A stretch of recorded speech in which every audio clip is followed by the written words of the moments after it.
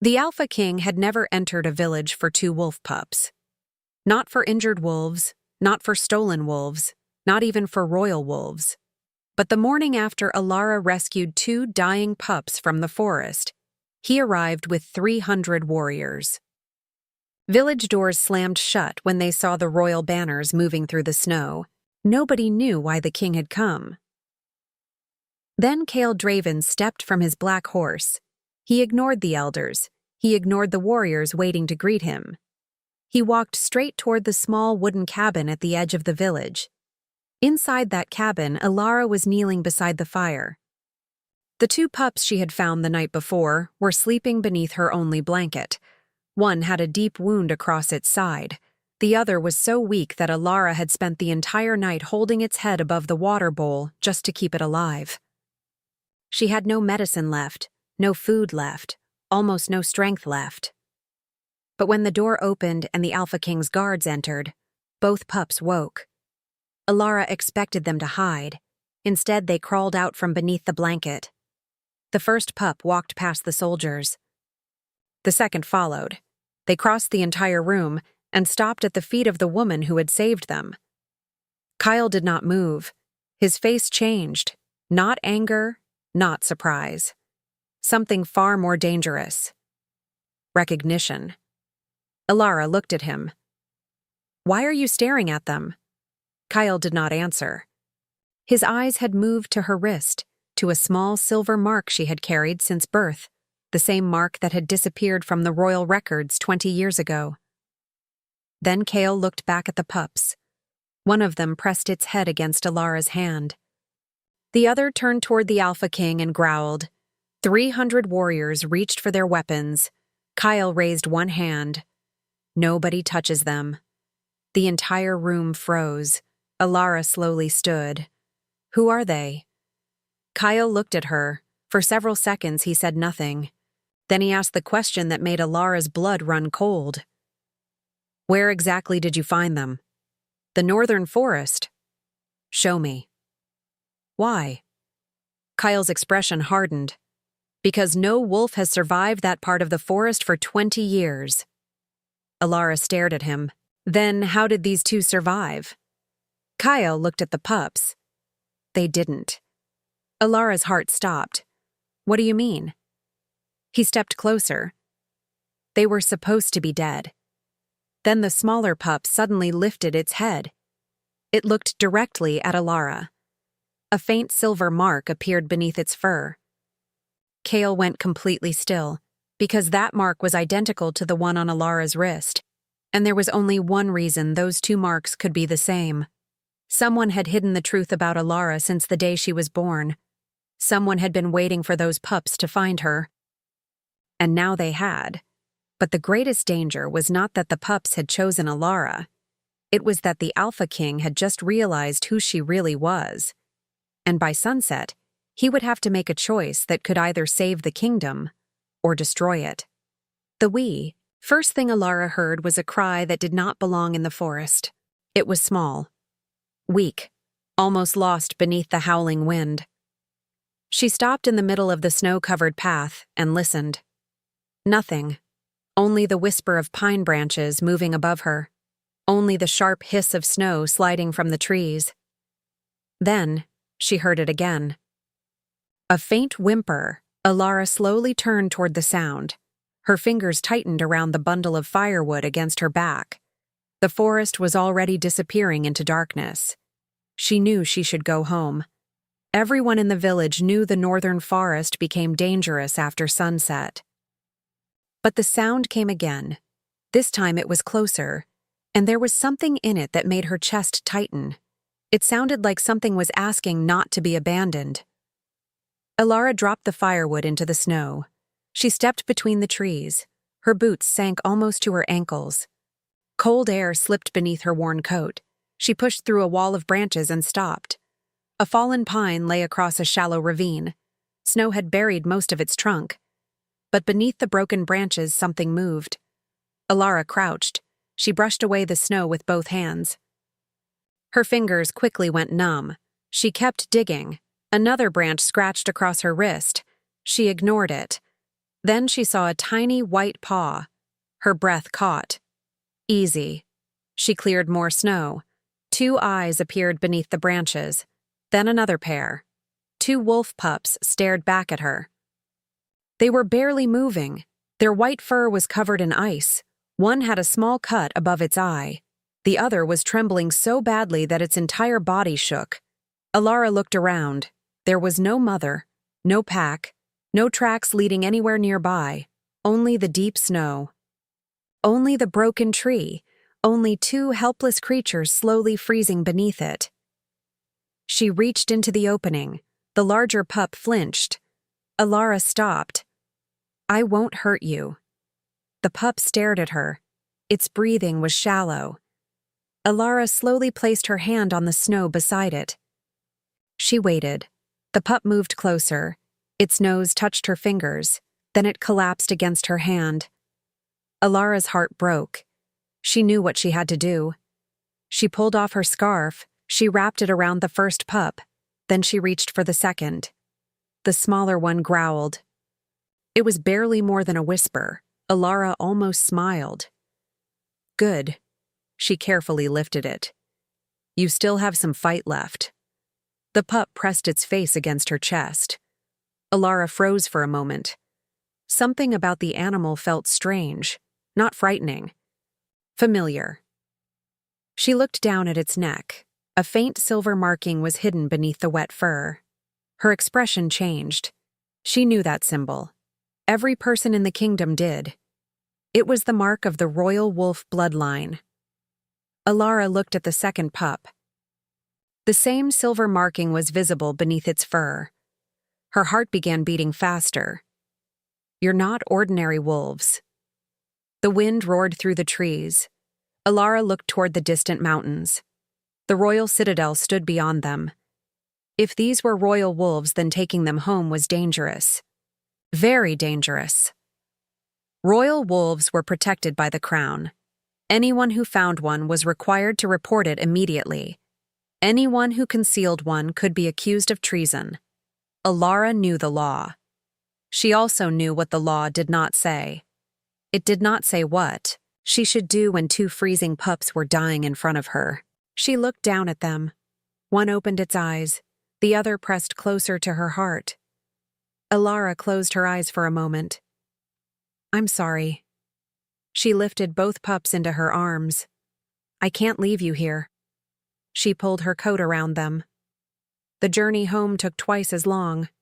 The snow had become heavier. Every step felt like lifting a stone. Her arms began to ache. The pups were silent now. That frightened her more than their crying. "Stay awake." She looked down. "Please." The smaller pup moved slightly. Elara tightened her hold. "That's it." She kept walking. "You can sleep when we get home." The forest grew darker around her. Then she heard something behind her. A branch snapped. Elara stopped. She turned. Nothing. Only trees. Only snow. She waited. A shape appeared between 2 distant trunks. A wolf. Large, motionless, watching her. Elara could not see its face clearly, but she could see its eyes. They were fixed on the pups. Her pulse quickened. She stepped backward. The wolf did not move. Elara tightened her arms around the pups. "Stay away." The wolf lowered its head. For one strange second she thought it looked almost sad. Then another gust of snow swept between them. The wolf disappeared. Elara stood there for several seconds. She knew she should run. Instead, she looked down at the pups. Neither seemed afraid. That frightened her even more. She hurried home. Her small cabin stood at the edge of the village. A thin line of smoke rose from the chimney. Elara pushed through the door. Mara was waiting near the fire. The old woman looked up. Then her eyes widened. "What happened?" Elara closed the door with her back. "I found them." Mara stared at the bundles in her arms. Then she saw the silver markings. Her face lost all color. "Elara, I know. You need to take them to the citadel. They won't survive the night." They are royal wolves. They are dying wolves. Mara walked closer. Do you understand what you're doing? Elara placed the pups beside the fire. Yes. No. Mara's voice became quieter. You don't. Elara knelt and began rubbing warmth into the smaller pup's paws. What would you have me do? Mara had no answer. Elara looked at the tiny creature. Its eyes were closed. Its breathing was barely visible. She dipped a cloth into warm water. Then she gently cleaned the cut above its eye. The pup made a weak sound. Elara whispered, I know. She wrapped it in a blanket. The second pup crawled closer. It placed its head against Elara's knee. Mara watched. Something changed in her expression. They trust you. Elara looked down. I don't know why. Neither did Mara. That night, the fire burned low. The village became silent. Elara never went to bed. She sat beside the pups. She fed them tiny drops of broth. She warmed their paws. She listened to every breath. Around midnight, the larger pup finally opened its eyes. Elara smiled. Hello. The pup stared at her. Its eyes were an unusual shade of pale gray.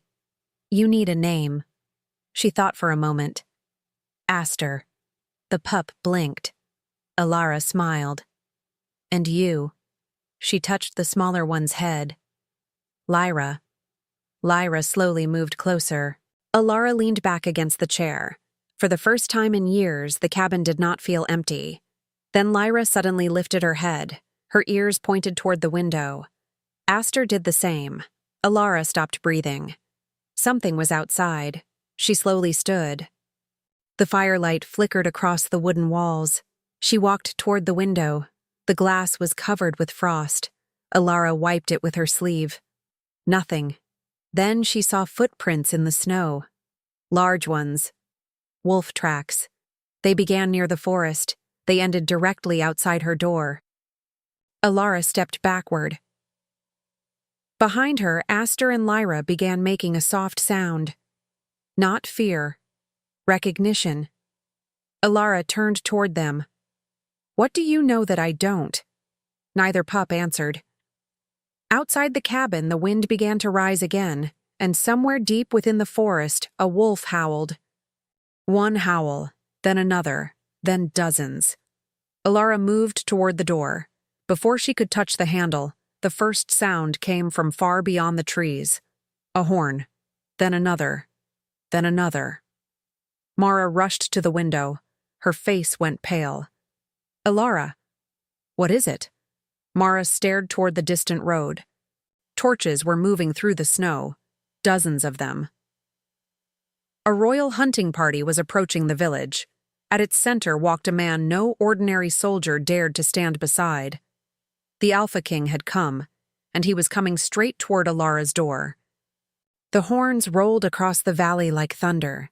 Elara stood beside the window and watched the torches grow brighter through the falling snow. One by one they emerged from the forest. First came the riders, then the armored wolves, then the royal guards. At the center of them all walked a man dressed in black. He did not need a crown for Elara to know who he was. The entire village had already fallen silent. Doors were closing, windows were being covered.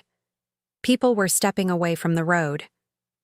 The Alpha King had arrived. Mara grabbed Elara's arm. Hide the pups. Elara looked down. Aster was standing now. Lyra remained close to the fire. Where?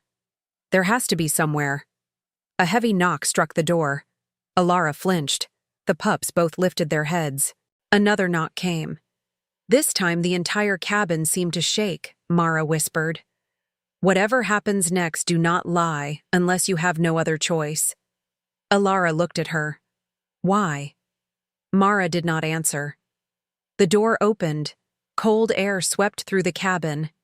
Several royal guards entered first. Their armor was dark and covered in snow. Then the man from the center of the procession stepped inside. Kael Draven, the Alpha King. He was taller than Elara expected. His black hair was damp from the snow. His face was calm, almost too calm. But his eyes were different. They were sharp and watchful. They moved across the room once, then stopped on the pups. Everything about him changed. It was not dramatic. There was no shout, no sudden movement. Only a brief tightening around his eyes. He had seen them.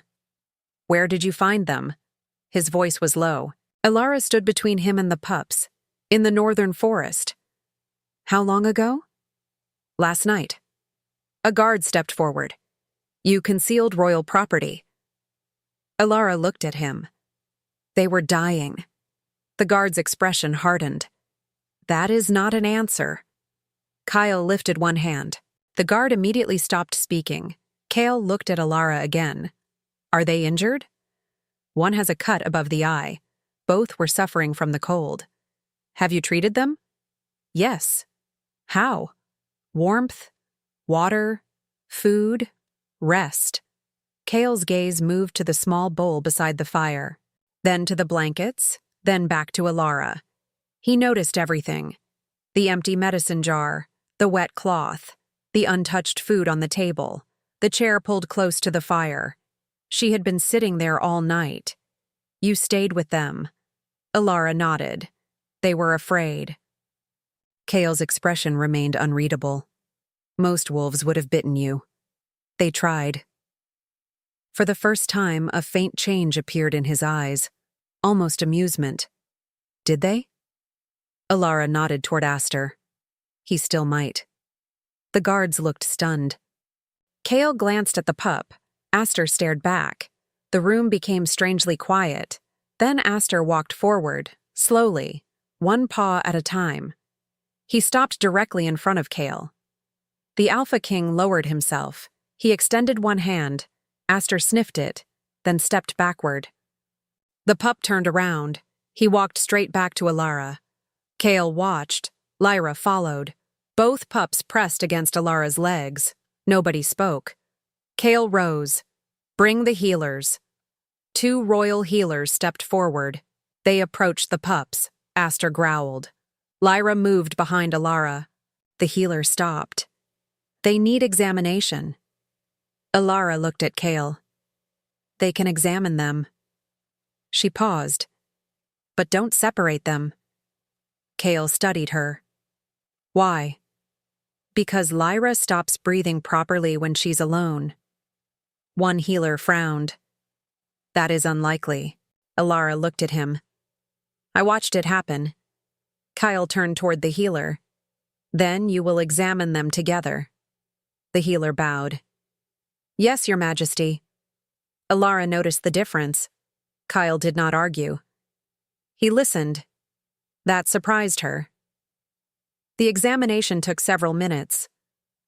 The pups were weak, but they were going to survive. The news changed something in the room. Kael finally released a breath. For the first time, Elara saw the exhaustion beneath his controlled expression. He had not slept, either. You have been searching for them. It was not a question. Kael nodded. For 3 days. Why? He looked at the pups. They are important. Elara waited. He continued. More important than most people in this kingdom understand. That answer raised more questions than it answered. Before, Elara could ask another. The smaller pup suddenly cried out. Lyra's body jerked. She stared toward the forest. Kael immediately turned toward the window. What did she hear? Elara shook her head. I don't know. Lyra moved toward the door. Elara followed. Kael watched the pup carefully. Let her go. Elara looked at him. What? Open the door. The guards looked alarmed. Kael repeated himself. Open it. The door swung wide. Snow rushed inside. Lyra stepped onto the porch. She sniffed the air. Aster followed. Both pups stared toward the dark forest. Then Lyra ran. Elara moved after her. Kael followed without hesitation. The guards spread out around them. They crossed the first line of trees, then the second. Elara realized they were heading toward the northern ravine, the same place where she had found the pups. Kael noticed the tracks beneath the fresh snow. Stop. Everyone froze. He crouched. His fingers brushed the ground. Elara watched his face. What is it? Blood. Her stomach tightened. From the pups?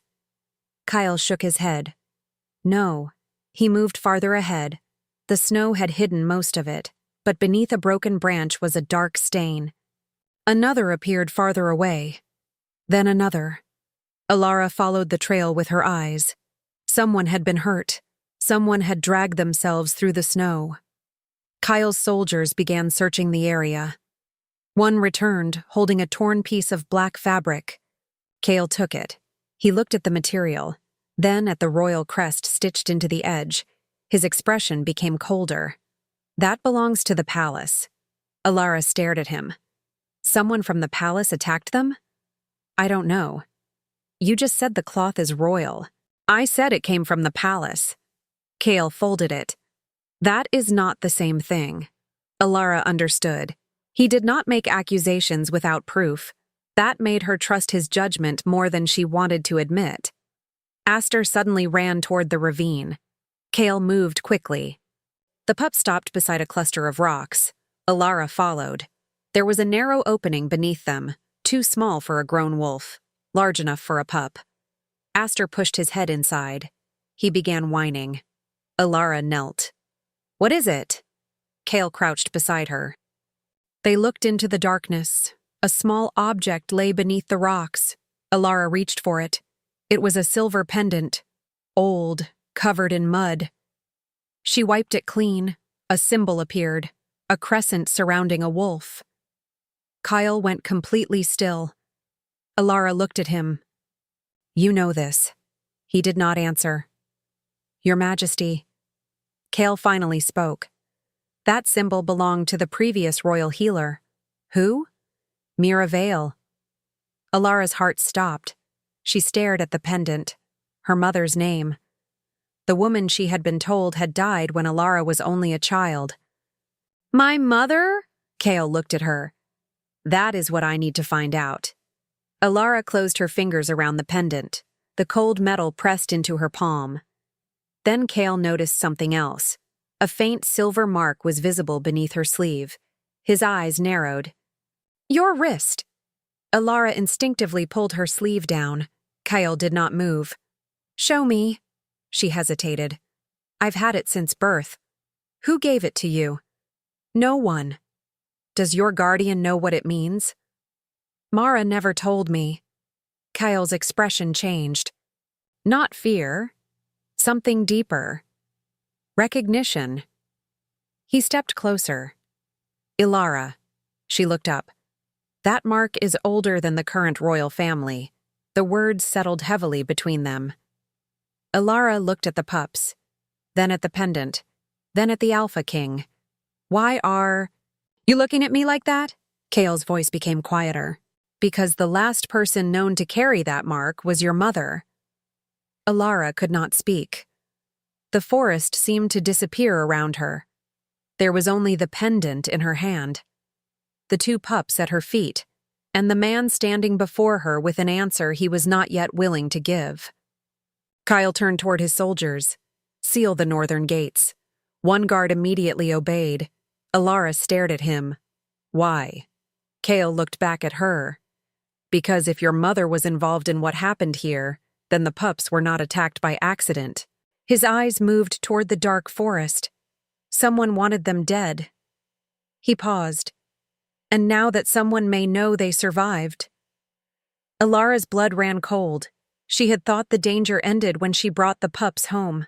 She had been wrong. The danger had only just found her. Kael stepped closer. His voice was calm, but there was no softness in it now. You are coming to the Citadel. Elara shook her head. I don't belong there. Kael held her gaze. Neither did the pups belong beneath that tree. He looked toward the two white wolves, but somehow they found their way to you. Aster lifted his head. Lyra moved closer to Elara, and for the first time Elara wondered whether she had rescued the two pups, or whether they had been sent to find her. The journey to the royal citadel began before sunrise. Elara walked between two rows of royal guards. She hated it. Not because they were cruel, because every step toward the citadel felt like another step away from the life she understood. Behind her came Kael. He did not ride ahead. He did not order her to hurry. He simply stayed close enough to see if she needed help. Aster and Lyra traveled between them. The pups had regained some strength during the night, but they were unusually quiet.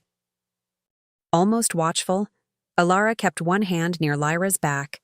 The little wolf leaned against her leg as they walked. Kael noticed. "You can carry her if she gets tired."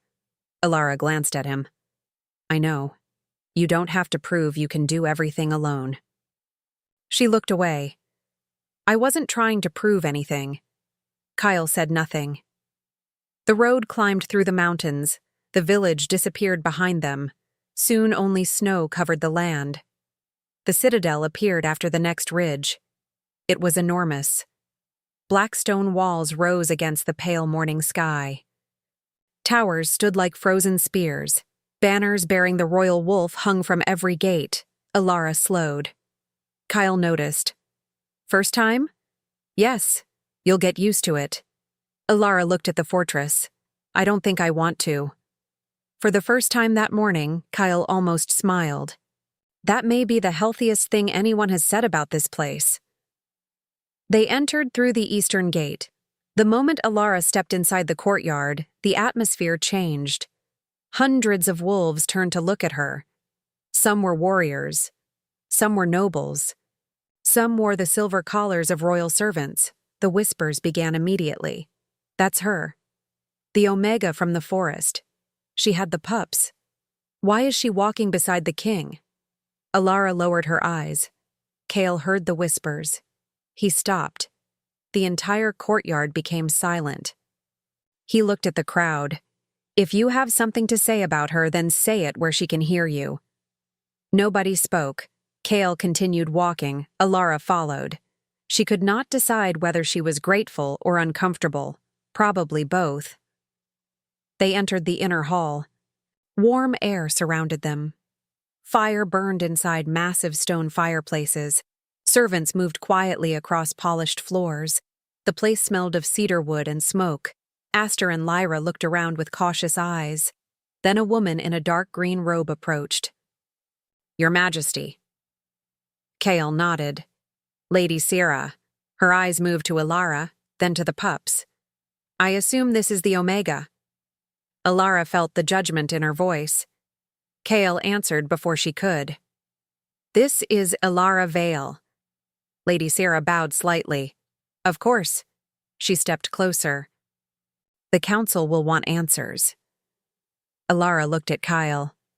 "I didn't ask for any of this." "I know. Then why am I here?" Kael's expression hardened. "Because I need to know why someone tried to kill those pups." He turned toward the corridor. "And because I need to understand your mark." The word made Elara tense. Kael noticed. "Come." They entered a private chamber. A large table stood beneath a window. Old books filled the walls. Kael placed the silver pendant from the forest on the table. Elara stared at it.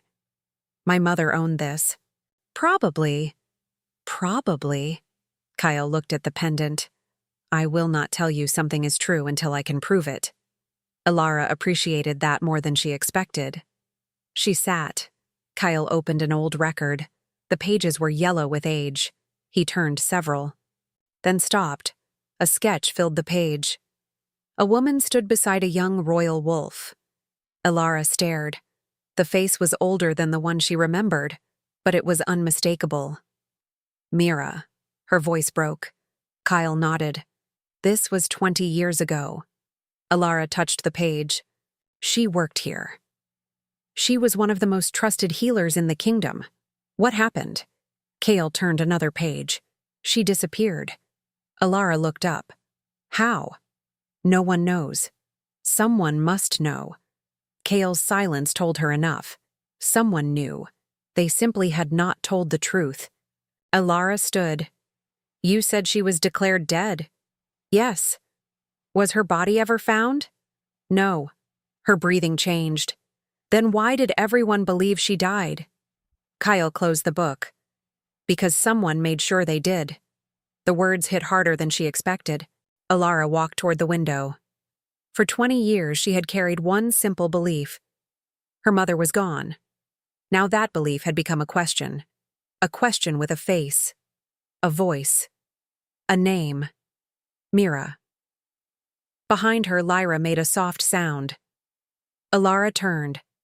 The pup was staring at the old book. She walked closer. Lyra placed one paw on the page. Kael looked down. What does she see? Elara touched the drawing. Lyra sniffed it. Then she looked toward the door. Aster followed her gaze. Kael noticed. They recognized something. Elara frowned. From the book? Maybe. He closed the record. Or from someone who wrote it. Before Elara could answer, a guard entered. Your Majesty. Kael turned. The council is waiting. Tell them I am occupied. The guard hesitated. Lord Varen says the matter concerns royal security. Kael's expression changed. Of course he does. The guard left, Elara asked quietly. Who is Lord Varen? The leader of the royal council. Does he know about me? He knows everything that happens inside these walls. Elara looked at the closed book. Then he already knows about the mark? Kael did not answer. That was answer enough. Later that afternoon, the council chamber filled with nobles. Elara remained near the door. Kael stood at the center. Lord Varen sat beneath the royal crest. He was older than Kael. His hair was silver. His clothes were simple. His voice was calm. Your Majesty. Kael looked at him. Lord Varen. The royal heirs have been recovered. Yes. And the woman who found them is here. Yes. Varen looked at Elara. She is an Omega. Elara kept her expression calm. Kael answered. She is also the reason they survived. Varen nodded. That is admirable. His tone sounded almost sincere. Then his eyes moved to her wrist. May I ask where you received that mark? Elara's fingers tightened. Kael noticed. Varen smiled. Surely there is no reason to hide it. Elara looked at Kael. He gave her no instruction, only a choice. She slowly pulled back her sleeve. The silver mark became visible. The chamber went silent. Varen's face changed, only for a moment. But Elara saw it. Recognition, fear, then it vanished. Varen leaned back. Interesting. Kael's eyes narrowed. You know what it means. Varen smiled. I know what people believe it means. That wasn't my question. Varen folded his hands. Your Majesty should be careful. Of what? Old bloodlines. Kael stepped closer. Explain. Varen looked at Elara. Some bloodlines are better left buried. Elara felt a chill that had nothing to do with winter. Kael's voice became dangerous. Are you threatening her? Absolutely not. Varen smiled. I am warning you. Kael turned toward the guards. Leave us. The council members began to rise. Varen remained seated. Before he left, he looked at Elara again. There was something in his eyes, something she could not understand. Not hatred. Fear. As the doors closed behind him, Elara turned to Kael. He knows. Kael nodded. Yes. About my mother? I think so. Then why won't he tell us? Kael looked toward the doors. Because whatever happened 20 years ago is still important enough to frighten him. That night, Elara could not sleep. She walked through the quiet halls of the citadel. Aster and Lyra followed her. She found an open balcony overlooking the kingdom. Snow covered the rooftops below. Kael stood there alone. He looked toward the mountains. You should be sleeping. Elara leaned against the stone railing. So should you. He looked at her. I have work. So do I. What work? Finding out who my mother really was. Kael nodded. Then we have the same problem. Elara studied him. Why are you helping me? He was silent for several seconds. Then he answered. Because someone erased 20 years of your life. His voice softened. And I know what it is like to lose something without being given the truth. Elara looked at him. For the first time, she saw something behind the king. A wound. Something he carried quietly. She did not ask about it. Neither did he ask about hers. The silence between them felt different now. Not empty. Understanding. Then Aster suddenly growled. Both turned. The pup stood at the end of the corridor. His fur was raised. Lyra stared at the same door. Kael reached for the handle. Elara stepped beside him. The door opened. Inside was a forgotten archive. Dust covered the floor. Old records filled the shelves. Kael lifted a lantern. Aster walked straight to one shelf. He stopped. Elara followed. One book had fallen open. Kael picked it up. His eyes moved across the page, then froze. Elara looked at him. What is it? Kael slowly turned the book toward her. There was a record of Mira Vale, but beneath her name was another line. A line that had never appeared in any history Elara had been told. Mira Vale did not die. Alara's breath caught. Then she read the final sentence. She disappeared while protecting the child who was destined to challenge the throne. Elara looked at Kael. The lantern trembled slightly in his hand, and somewhere deep beneath the citadel, a wolf began to howl. The howl beneath the citadel did not stop. It rolled through the stone corridors and disappeared into the darkness below. Then it came again. Closer. Elara stood frozen beside Kael. Aster and Lyra were staring at the floor. Their ears were raised, their bodies were tense. Something beneath them was calling. Kael lowered the lantern. Stay here. Elara shook her head. No. His eyes moved to her. You don't know what is down there. Neither do you. Kael studied her for a moment. Then he nodded. Stay close. They followed the pups through the archive. Aster moved with certainty. He passed shelves filled with forgotten records. He ignored the open doors. He ignored the narrow staircases. He went directly toward the far wall. Lyra stayed beside Elara. Her tiny paws made almost no sound against the stone. At the end of the corridor, Aster stopped. He scratched the floor. Once, twice.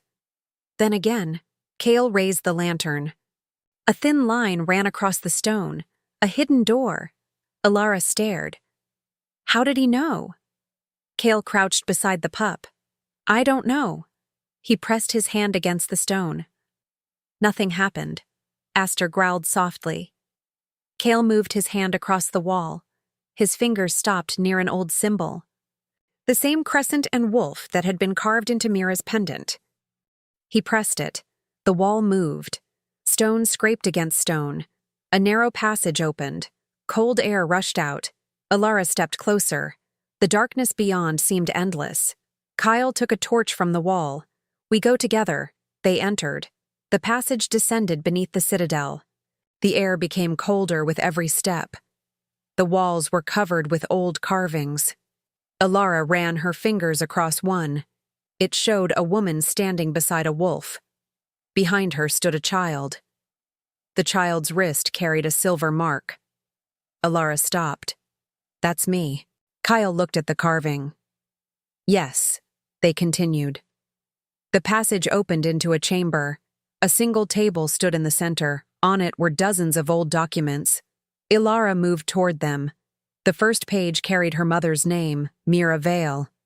The second page carried the name of the former king.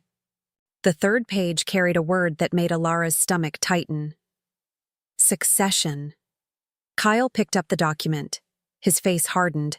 Elara read over his shoulder. It described an ancient royal tradition. The true heir was not always the child born to the king. The Moon Throne could choose its successor through blood and through the bond of the royal wolves.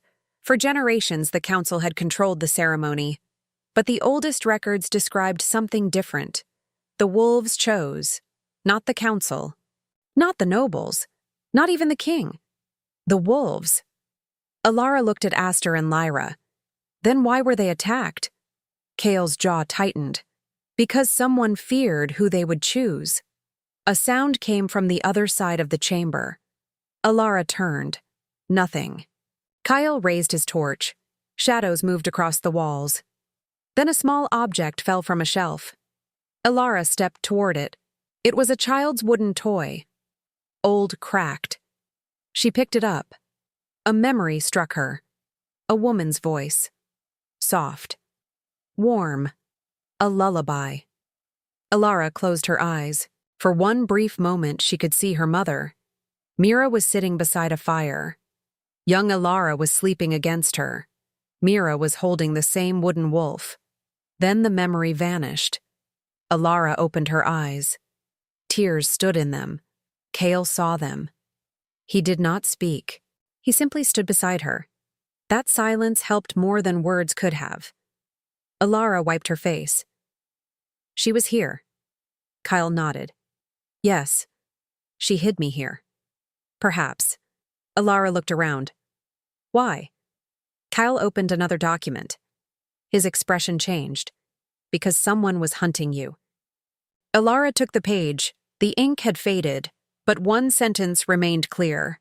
The child must disappear before the council discovers her existence. Elara stared at it. Who knew? Kael turned the page. 3 people. He pointed to 3 names. Mira Vale, the former king, and Lord Varen. Elara's breath caught. Varen knew. Yes. Then he lied.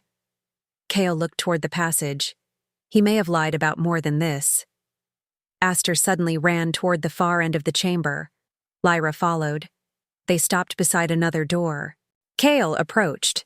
There was a royal seal on it. He broke the seal. The door opened. Inside was a small room, a bed, a fireplace, a wooden chest. Elara stepped inside. Her heart began beating faster. This room felt different. Warm, personal, almost alive. She walked toward the chest. Her fingers trembled as she opened it. Inside were children's clothes, a silver bracelet, a faded blue blanket, and a letter. Elara unfolded it. The handwriting was unmistakable, her mother's. Elara could barely breathe. She began reading. My little moon. Her vision blurred. She continued. If you are reading this, then I failed to keep you hidden. She pressed one hand against her mouth. Kael stood behind her. He did not interrupt. The letter continued. Your blood is not dangerous. Elara looked at the next line. Your existence is. Her hands shook. The council believes the throne belongs to those who control the wolves. But the oldest law says otherwise. The wolves will choose. Elara looked toward Aster and Lyra. The 2 pups were sitting beside the doorway. Watching her, her mother's letter continued. I knew they would come for you. So I sent the royal wolves away. I trusted them to find you when you were old enough to survive the truth. Elara's tears fell onto the paper. She read the final lines. If 2 white wolves ever come to you without fear, then do not run from them. Trust them. They will know what I could not tell you. Elara lowered the letter. She looked at Kael. They were sent to me. Kael nodded slowly. Yes. By my mother. Probably. Elara's voice broke. She knew this would happen. Kael looked at the letter. She prepared for it. Elara sat on the edge of the bed. For years she had believed her mother had abandoned her. Now she understood something different. Mira had not left.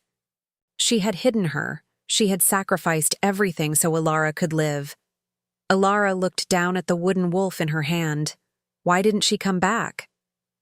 Kael had no answer. That was the first time Elara saw helplessness in him. The king who could command hundreds of warriors could not answer one question. She looked away. I hate that. What? Not knowing. Kael sat beside her. Not too close. Just close enough. Then we find out. Elara looked at him. You promise? Kael met her eyes. I do. A sudden crash came from the passage. Kael stood immediately. The pups growled. Footsteps echoed through the stone. Several people were coming. Kael extinguished the torch. The room went dark. He moved Elara behind him. She whispered, "Who is it?" "I don't know." The footsteps stopped outside. A voice spoke, "Search the chamber." Elara recognized it. Lord Varen. Kael's face hardened. He leaned toward Elara. "When I move, tell the pups to stay behind you." "What are you going to do?" "Keep you alive." The door began to open. Kael stepped forward. The first guard entered. Kael struck him before he could raise his weapon. The man fell silently. Another guard rushed inside. Kael blocked the doorway. Elara pulled the pups behind her. Varen appeared at the end of the passage. His calm expression was gone. He looked directly at Elara, then at the letter in her hand. His face turned pale. "You found it." Elara stood. "You knew." Varen said nothing. Kael stepped toward him. "How long?" Varen looked at Kael. "Long enough." Alara's voice shook. "Where is my mother?" Varen's eyes moved to her. For the first time, he looked genuinely afraid. "You should never have come here." Elara stepped forward. "Where is she?" Varen backed away. "You don't understand what she started." Kael's voice became cold. "Then explain." Varen shook his head. "Your Majesty." He looked at Elara. Her mother did not disappear.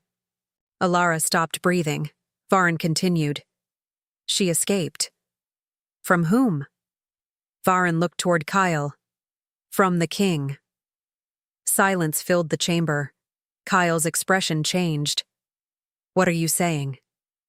Varen turned away. "You were never told the truth." Then the pups began to howl. Not with fear, with recognition. Their voices echoed through the underground chamber. The sound traveled upward through the citadel. One howl became 10, 10 became hundreds. Above them, the royal wolves began answering. Varen looked toward the ceiling. His face collapsed. The wolves have chosen. Elara looked at Kael. Kael looked at her, and somewhere above them, the entire kingdom heard the ancient wolves announce something that the council had spent 20 years trying to bury. The howl did not fade. It grew. It rolled through the underground chamber and climbed through the ancient walls of the citadel. Stone seemed to tremble beneath Elara's feet. Dust drifted from the ceiling. Somewhere above them, hundreds of wolves answered with a single thunderous cry. Varen stared upward. For the first time since Elara had seen him, he looked old, not powerful, not calm, afraid. Kael stepped toward him. "What have you done?" Varen backed against the stone wall. "I did what the council believed was necessary." Kael's voice became colder. "You erased a child. I protected the kingdom. You hunted royal wolves. I protected the throne." Kael took another step. "You murdered people." Varen looked at Elara. "No," his voice cracked. "We stopped a war." Elara stepped out from behind Kael. "Then tell me the truth." Varen looked at her. She could see the hesitation in his eyes. She had spent her whole life believing she was nobody, an unwanted Omega, a forgotten daughter, a woman who belonged nowhere. Now she stood beneath the kingdom, with her mother's letter in her hand, while hundreds of wolves announced her existence above them. "What happened to my mother?" Varen lowered his eyes. Mira discovered the old succession records. Elara waited. She learned that the throne could reject the council's chosen heir. Kael's face hardened. And the wolves could choose another. Varen nodded. She knew the royal wolves would recognize the child. Elara looked toward Aster and Lyra. "Me?" Varen said nothing. That silence was enough. Alara's voice became softer. "Why did she have to disappear?" "Because the council would have killed you." The word struck the chamber like a blade. Elara stopped breathing. Kael looked at Varen. "You expect us to believe that?"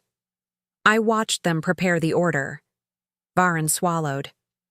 "I was there when Mira begged them to spare her child." Elara's eyes filled with tears. What happened? She refused to give you up. And you helped her? Varen looked away. I helped her escape. Elara stared at him. Then why did everyone say she was dead? Because if the council believed she survived, then they would have searched for her. And you let me believe she abandoned me. Varen's expression broke. I thought keeping you ignorant would keep you alive. Elara shook her head. It kept me alone. No one spoke. The words seemed to remain in the air. Kael looked at Elara. Something changed in his eyes. Not pity, respect. He understood that her anger was not weakness. It was the grief of a woman finally learning how much had been stolen from her. Suddenly, the stone floor shook. A deep roar came from above. A guard rushed into the chamber. Your Majesty. Kael turned. The wolves have gathered in the moon hall. How many? All of them. The guard swallowed. The royal wolves. The warrior wolves. Even the old wolves from the northern packs. Kael looked toward Elara. What are they doing? The guard hesitated. They are waiting. For what? The guard looked directly at Elara. For her. Kael's expression became unreadable. Elara felt fear rise inside her. I don't know what they want. Kael stepped beside her. Then we find out together. They left the underground chamber. The ascent through the citadel was unlike anything Elara had ever seen. Every corridor was filled with wolves. Some stood against the walls. Others knelt. No one spoke. No one moved. Every face turned toward Elara. Aster walked beside her. Lyra stayed close to her other side. The pups no longer looked frightened. They walked as though they knew exactly where they were going. The great doors of the moon hall opened. Elara stopped. The chamber was enormous. Moonlight poured through a ceiling of glass. Hundreds of wolves stood in perfect silence. At the far end stood the royal throne. Kael entered first, then Elara. The moment she crossed the threshold, every wolf lowered its head. A sound moved through the room, not a cheer, not a shout, a collective breath. Elara looked at Kael. Why are they doing that? Kael watched the wolves. I don't know. An old wolf stepped forward. His fur was almost completely white. He walked slowly. Every other wolf moved aside. He stopped before Elara. His eyes rested on the silver mark on her wrist. Then he lowered himself to the ground. One knee touched the stone. Another wolf followed. Then another. Within seconds, the entire moon hall was kneeling. Elara felt tears gather in her eyes. She had never been bowed to. Not once. All her life, people had looked past her. Now an entire kingdom was lowering itself before her. She stepped backward. I didn't ask for this. Kael heard her. He moved closer. Then don't accept anything you don't want. Elara looked at him. What happens now? The council will demand a ceremony. And if I refuse? Then I will refuse with you. She stared at him. You would risk the throne? Kael's voice was quiet. I would. Risk a throne before I force a woman into a life she never chose. Something inside Elara softened. Before she could answer, a voice echoed across the chamber. The throne cannot be given to an Omega. Lord Varen stood at the far entrance. He had been brought under guard. Several council members stood behind him. Kael turned. Leave. Varen shook his head. You cannot simply ignore the law. Kael's eyes narrowed. The oldest law is standing in this room. Varen pointed toward Elara. She is untrained. Elara looked at him. That is true. The council members exchanged surprised looks. Elara continued. I don't know how to rule. She looked around the chamber. I don't know how to command warriors. Her eyes moved toward the wolves. I don't even know why they chose me. Then she looked at Kael. But I know what happens when people are afraid of losing power. The room became silent. I know what it costs. when innocent lives become less important than a throne. Kael watched her carefully. Elara turned toward the council. I will not become what you were afraid of. A murmur moved through the hall. The old white wolf lifted his head. Then Aster stepped forward. He walked to the center of the moon hall. Lyra followed. Both pups stopped beneath the royal crest. The silver marks on their necks began to reflect the moonlight. Elara stared. She had seen those marks before, but never like this. The wolves began to grow restless. One by one they raised their heads. A deep rumble passed through the chamber. Kael looked toward the ceiling. The ceremony is beginning. Elara shook her head. I never agreed to one. Kael turned to her. You don't have to. The words surprised everyone. Varen stared at him. You would deny the wolves? Kael's voice remained steady. No. He looked at Elara. I would give her the choice they gave her. The old wolf stepped forward. He looked at Kael, then at Elara, then at Aster and Lyra. He lowered his head. A strange understanding passed through the chamber. The wolves were not demanding a queen. They were waiting for a decision. Elara looked at the throne, then at the wolves, then at Kael. I need time. Kael nodded. You will have it. Varen suddenly laughed. It was quiet, almost bitter. You think time will save you? Kael turned. What do you mean? Varen looked toward the doors. You still don't understand. He smiled. The council was never afraid of Elara becoming Luna. Kael stepped closer. Then what were you afraid of? Varen looked at Aster and Lyra. The pups. Elara felt a chill. Varen continued. They are not simply royal wolves. Kael's expression changed. What are they? Varen's eyes moved toward the ancient crest. They are the last descendants of the first moon wolf. The chamber fell silent. Elara looked at the two pups. Aster stood proudly. Lyra pressed against her leg. Varen's voice became quieter. The first moon wolf chose the first king. He looked at Kael. And according to the oldest law, he paused. The wolves who carry his blood can choose the next one. Kael understood. His eyes moved slowly toward Elara. The pups had not simply found her. They had chosen her. Varen stepped backward. And if they choose her? He looked at Kael. Your crown becomes meaningless. Elara looked at the throne, then at the wolves, then at Kael. She finally understood why everyone was afraid, but there was something Varen still did not understand. Elara did not want the throne. She wanted the truth. She wanted her mother.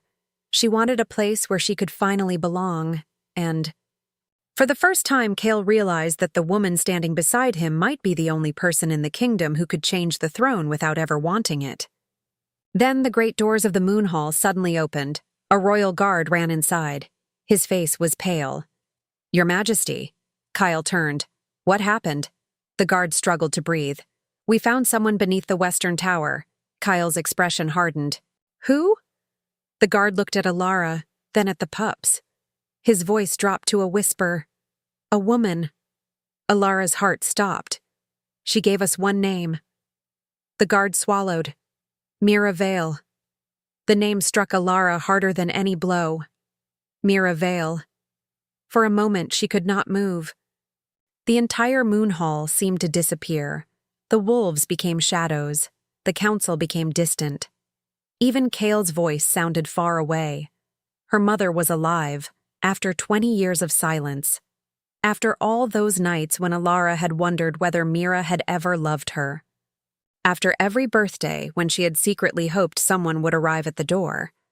After every winter when she had stared into the forest, wondering whether her mother had once walked beneath the same trees. She was alive. Elara turned toward the guard. Where is she? Below the western tower. Take me to her.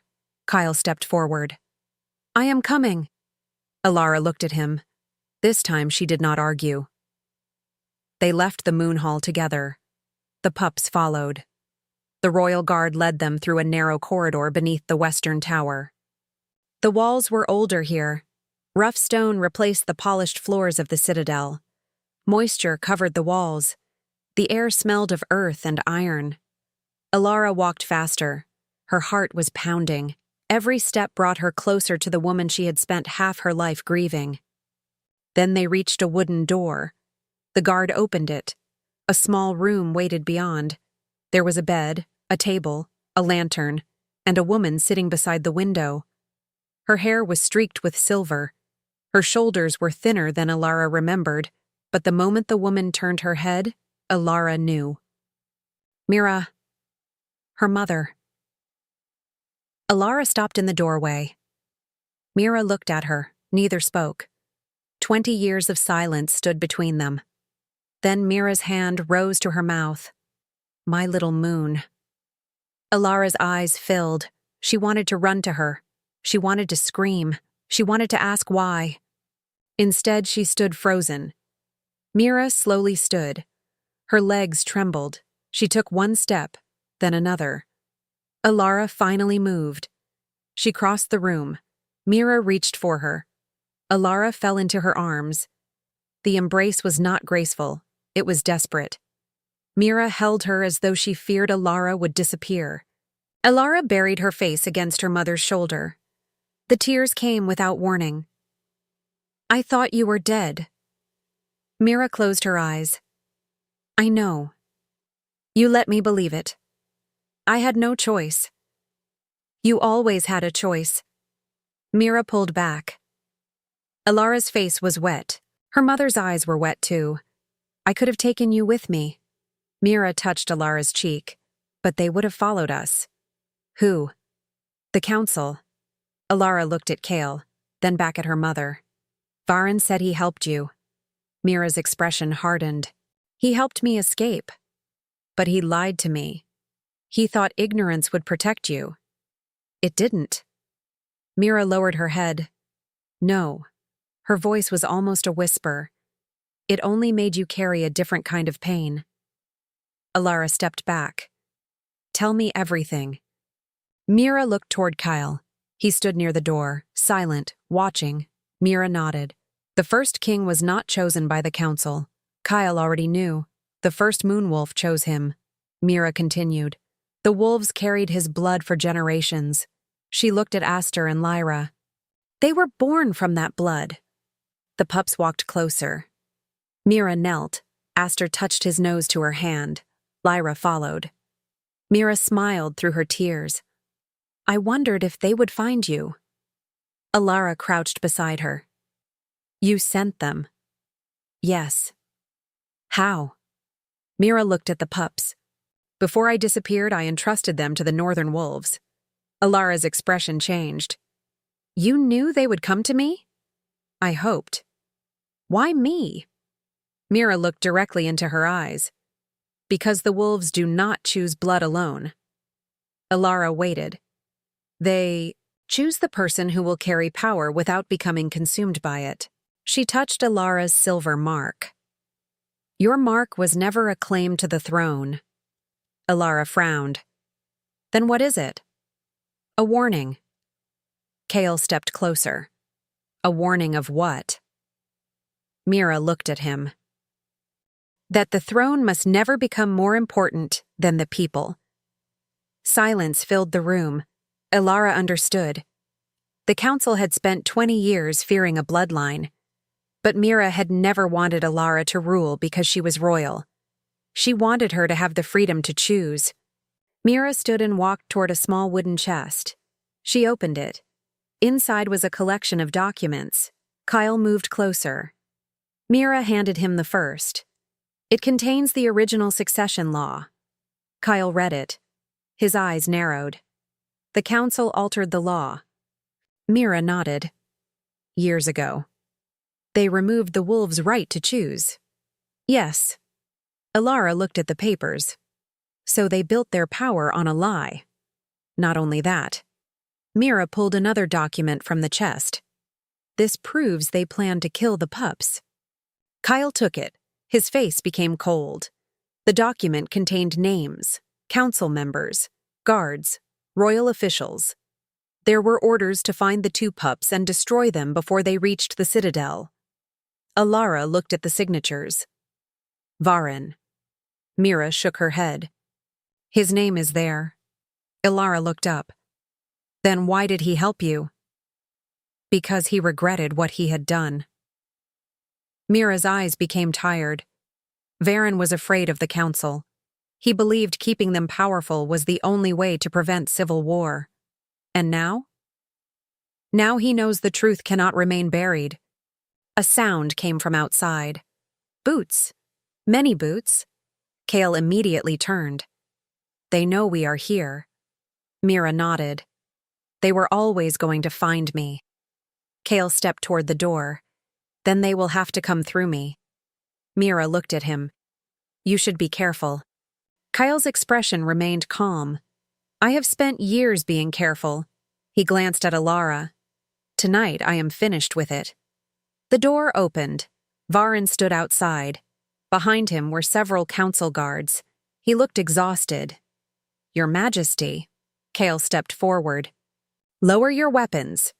The guards hesitated. Varen raised one hand. They obeyed. He looked at Mira.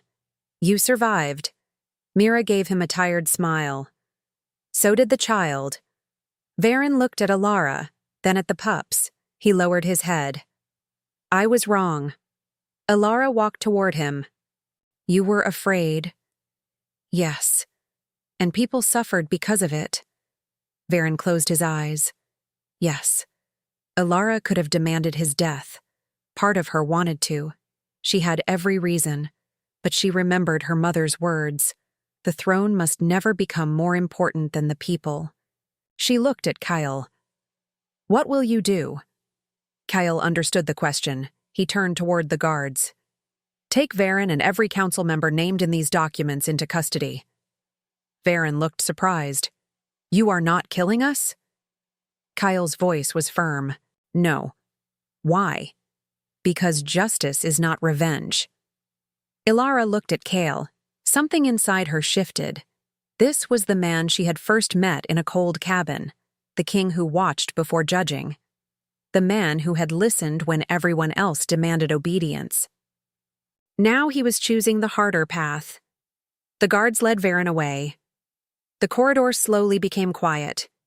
Mira sat beside Elara. Aster climbed onto her lap. Lyra curled beside her feet. For the first time in 20 years, the three of them were together. Elara leaned against her mother. I don't know what happens now. Mira smiled. Neither do I. Elara laughed softly through her tears. It was the first real laugh she had shared with her mother. Kael watched from across the room. Mira noticed. She looked at him.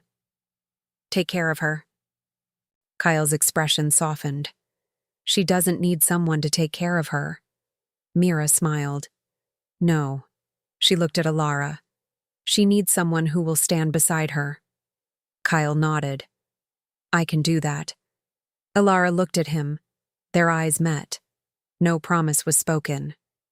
None was needed. Outside the western tower, the wolves began howling again. This time the sound was different. It was not a warning. It was a welcome. Mira looked toward the window. The ceremony will begin at dawn. Elara stiffened. What ceremony?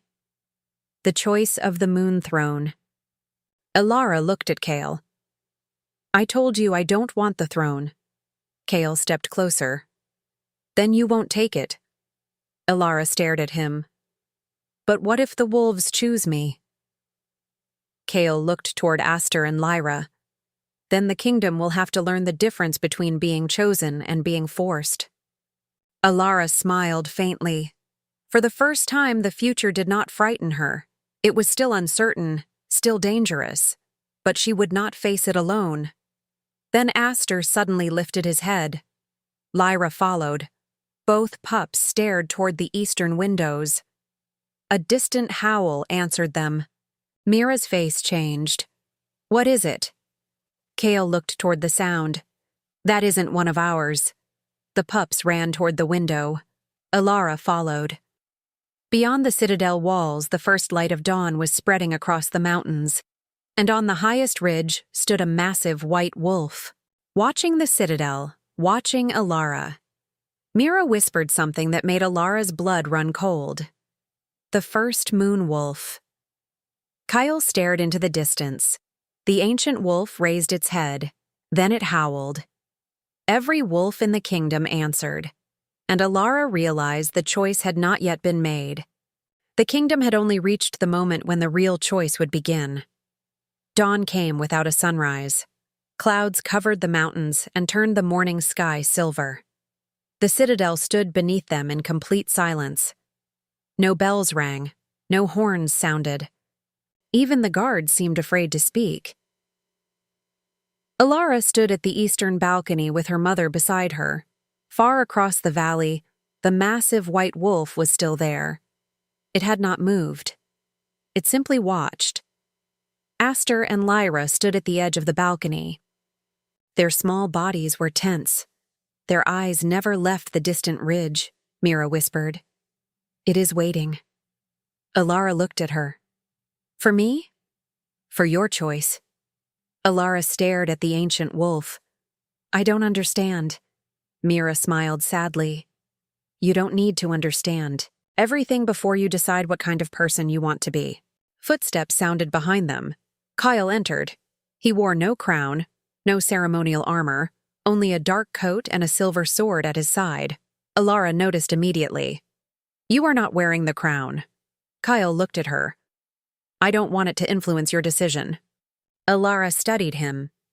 You think I might choose something because of you? I think the entire kingdom will try to make you choose something. He looked toward the moon hall. They will call it destiny. He looked back at her. They will call it duty. His voice became quieter. But none of those things are your choice. Elara felt something tighten inside her chest. Then what happens if the wolves choose me? Kael answered without hesitation. You still decide. Mira watched them quietly. There was something in her expression that looked almost like relief. The three of them entered the moon hall together. The room had changed. Every noble family had gathered. Warriors lined the walls. Representatives from distant packs stood beneath their banners. The council members who had been arrested were absent. For the first time, the moon hall felt less like a place controlled by powerful men and more like a place waiting for something ancient to happen. At the center stood the moon throne. It was carved from pale stone. No gold covered it. No jewels decorated it. It looked almost ordinary, but the oldest wolves in the kingdom refused to stand near it. Kael walked to the center. Then he turned toward Elara. He did not call her forward. He waited. Elara took the first step herself. Aster and Lyra followed. The doors closed behind them. Silence fell. The old white wolf entered. No guard stopped it. No warrior dared raise a weapon. It walked slowly across the hall. Every step echoed. The wolf stopped before the moon throne. Then it turned toward Elara. She could hear her own breathing. The ancient wolf lowered its head. Aster stepped forward. Lyra followed. Then something unexpected happened. The pups did not bow. They walked past Elara. They walked past Kael. They stopped before the throne. Aster looked back. Lyra did the same. Elara understood. They were asking her to come. She moved toward them. The ancient wolf watched. Elara stood before the throne. Nothing happened. Several nobles began whispering. One warrior laughed nervously. Perhaps the stories were wrong. Elara closed her eyes. She had spent her entire life being told what she was. An omega, a burden, a forgotten daughter, a nobody. Then the pups had found her. Her mother had returned. The truth had surfaced. Now the entire kingdom expected her to become something she had never asked to be. Elara opened her eyes. I don't want the throne. The hall became still. I don't want power because of my blood. She looked at the wolves. I don't want people kneeling because they are afraid. Her voice grew stronger. If this kingdom needs someone who will listen before commanding, then I will try. She looked at the nobles. If it needs someone who understands what it feels like to be ignored, then I can do that.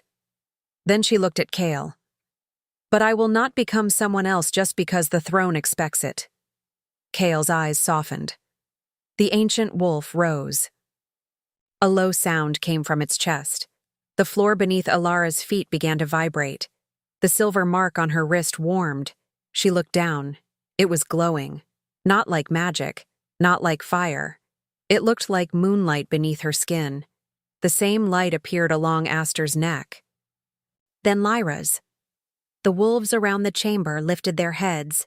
A deep howl began somewhere outside. Another answered. Then another. The entire kingdom seemed to breathe at once. The ancient wolf stepped forward. It touched its nose to Elara's hand. The moment it did, the silver light disappeared. The hall remained silent. Then the wolf turned toward Kael. Kael stepped forward. Elara watched. The ancient wolf stared at him for a long moment. Then it lowered its head. Kael understood. The choice was not between Elara and Kael. It was between the people they could become together. Kael looked at Elara. I will not ask you to stand beside me because the wolves want it. Elara's eyes filled with tears. I know. I will not ask you to become Luna because the kingdom needs one. I know. He stepped closer. I am asking you because I want to know what your life looks like when nobody is deciding it for you. Elara could barely speak. And what if that life doesn't include you? Kael took a slow breath. Then I will accept it. That was the moment Elara understood. Love was not the thing that demanded she stay. Love was the thing that allowed her to leave. She looked at him for a long time. Then she reached for his hand. Kael's fingers closed gently around hers. No ceremony was needed. No command was given. No oath was forced. The wolves began howling. This time the sound carried warmth. The ancient white wolf turned toward the open doors. It walked into the morning. Aster and Lyra followed, then stopped. They looked back at Elara. She smiled. Go. The pups ran. Elara watched them disappear into the courtyard. Kael stood beside her. Mira joined them. For the first time, the three stood together beneath the royal crest. Not as king, not as queen, not as a hidden heir, as family. Weeks passed. The citadel changed. The council laws were rewritten. The old succession records were restored. Omega communities received representation. The northern packs were allowed to speak before the royal court. The royal wolves were no longer treated as symbols of power.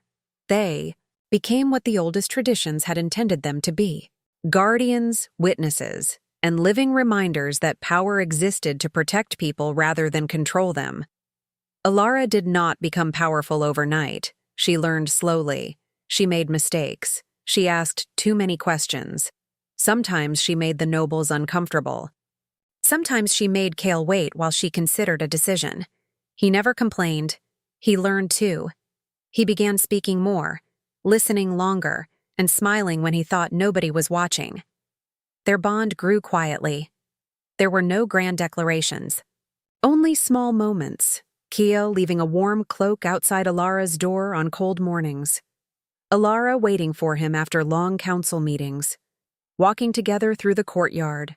Sharing silence beside the fire. Learning each other's habits. Learning when to speak. Learning when not to. One evening the snow finally began to melt. The mountains turned green beneath the fading winter. Elara returned to the forest where she had found Aster and Lyra. Kael walked beside her. Mira had chosen to remain at the citadel. For the first time, she no longer needed to hide. The forest was different now. The broken tree was still there. The ravine was covered with new grass. Elara stood where everything had begun. Kael looked at her. You saved them here. Elara smiled. I thought they needed me. They did. She looked toward him, but I think I needed them too. Aster came racing through the trees. Lyra followed. They were bigger now, stronger. Their white coats shone beneath the afternoon light. They stopped beside Elara. Then both looked toward the distant ridge. A howl rose from the forest. Aster answered. Lyra answered next. Elara smiled. Another wolf? Kael looked into the trees. Perhaps. The sound came again, closer this time. Elara laughed softly. Should we follow them? Kael offered his hand. Only if you want to. She looked at his hand, then at him. I do. She placed her hand in his. Together, they followed the pups into the trees. The forest opened before them. Sunlight poured through the branches. The wolves ran ahead. Kael and Elara followed. Neither hurried. Neither needed to. For the first time, Elara was not running from the past. She was walking toward the future, and somewhere beyond the trees, the ancient white wolf watched them disappear. The kingdom would remember the day the Alpha King made his choice. But the truth was even simpler. He had not chosen a queen. He had chosen to stand beside a woman who had already chosen herself, and Elara had not chosen a throne. She had chosen a life, a mother who was alive, 2 wolves who had found her in the snow. A kingdom learning to become kinder, and a man who loved her enough to let the choice remain hers. The forest grew quiet behind them. Then came one final howl. Aster answered. Lyra answered. And this time another voice joined them. Elara smiled as she walked deeper into the trees. She had once believed she had saved 2 lost wolf pups. She finally understood the truth. They had saved her too. Spring came quietly to the kingdom. The last snow disappeared from the lower valleys. Thin streams began running between the stones. The frozen branches opened one by one, and small green leaves appeared where winter had left only silence. For the people of the kingdom, it was the first peaceful spring in many years. For Elara, it was something more. It was the first spring she had ever experienced without fear. She stood on the eastern balcony of the citadel and watched the valley waking beneath the morning light. The rooftops were still covered with a thin layer of frost. Smoke rose from the village chimneys. Farmers were already moving through the fields. Children ran along the roads with wooden swords in their hands. The kingdom was alive. Not because a king had ordered it to be, because people finally believed tomorrow would belong to them too. Behind Elara came the sound of footsteps. She did not turn. I know that walk. Kael stopped beside her. You know my walk? I know when you are trying to surprise me. He looked at her. I wasn't. Elara smiled. Then you are becoming predictable. Kael leaned against the stone railing. I brought something. Elara turned. He held out a small wooden box. She looked at it with suspicion. What is it? Open it. She lifted the lid. Inside was the silver pendant that had once belonged to Mira. Elara's expression changed. I thought this was kept in the royal archive. It was. Then why are you giving it to me? Kael looked toward the mountains. Because it belongs to your family. Elara touched the pendant gently. For years she had imagined her mother's face. Now she had something that had rested against her mother's heart. She closed her fingers around it. Thank you. Kael nodded. Then he looked toward the courtyard. 2 white wolves were running across the grass. Aster and Lyra had grown quickly. They were no longer tiny pups. Their legs were strong. Their shoulders had begun to broaden. But they still had the same eyes, the same trust, the same habit of finding Elara whenever she left the citadel. Aster stopped beneath the balcony. He looked up. Lyra bumped into him. Elara laughed. They are waiting. Kael looked at the wolves. They always are. Elara left the balcony. She crossed the courtyard and descended the stone steps. The pups ran toward her. Aster reached her first. He lowered his head beneath her hand. Lyra pressed against her side. Elara scratched behind her ear. You two are getting impossible. Lyra wagged her tail. Kael walked toward them, Aster immediately sat down. Kael raised an eyebrow. You never do that for me. Elara smiled. Perhaps they have standards. Kael looked at her. That hurts. She laughed. The sound carried across the courtyard. Several servants smiled when they heard it. Months earlier, nobody in the citadel had known how to approach the quiet Omega from the northern village. Now people greeted her openly. Children ran toward her. Older wolves asked her advice. Young Omegas came to the citadel because they had heard that the new royal court would listen to them. Elara had become a symbol, but she never allowed herself to forget the woman she had been before the throne. She still walked through the lower villages. She still listened to farmers. She still visited injured wolves. She still carried food to families who needed it. She had learned something important. A kingdom could not be changed from a throne alone. It had to be changed one person at a time. That afternoon, Elara traveled to the northern village where everything had begun. Kael came with her. Mira stayed behind at the citadel. She had chosen to spend the day in the royal library. The road through the forest looked different now. The trees were green. Birds moved between the branches. The cold had disappeared. Elara stopped when they reached the clearing. The tree where she had found Aster and Lyra still stood. The bark was scarred. The branches were broken, but new leaves covered the highest limbs. Elara walked closer. She touched the trunk. I remember this place. Kael stood beside her. So do they. Aster and Lyra were already exploring the clearing. They moved through the grass. Then suddenly both stopped. Their heads lifted. Elara noticed. What is it? Kael looked around. Nothing moved. Then came a faint sound from the forest. A whimper. Elara immediately stepped forward. Kael followed. They moved between the trees. The sound came again. This time it was closer. Elara pushed aside a low branch. Her heart tightened. A tiny gray wolf pup was trapped beneath a fallen tree. Its back leg was caught. It was shaking.